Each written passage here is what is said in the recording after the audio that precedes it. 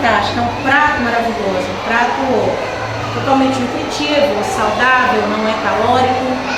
Os ingredientes são alho, cebola, coentro, que é assim, o rei da moqueca, que traz todo o sabor, o colorau, o azeite, limão para temperar o peixe. E aí nós já agora criamos, né, a moquequinha de banana, que a gente entendeu que a junção doce com o salgado traz toda uma diferença, um sabor a mais.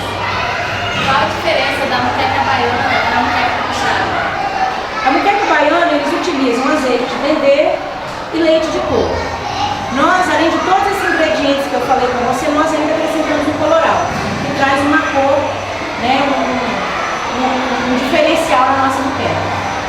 E a panela de barro faz a diferença? A panela de barro faz toda uma diferença. Claro, se você não mora no Espírito Santo, se você não tem a panela, você pode fazer uma panela normal, de alumínio, mas aqui você tem o sabor, ela sustenta, né, o calor dela, você pode desligar ela e manter ali que vai ficar quente aí por 1h30, 2 horas.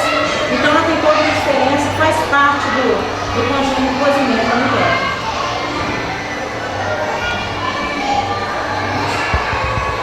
E hoje aqui no Colégio de Inovação a gente está tendo a oportunidade de já inserir para os alunos do pré-1 a importância da cultura nessa Semana Cultural da escola.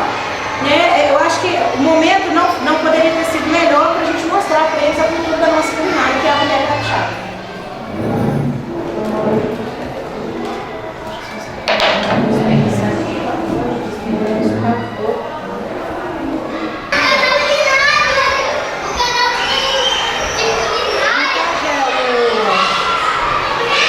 Primeiro azeite, cebola e alho. Depois a gente entra com tomate, salsinha, coentro, cebolinha verde,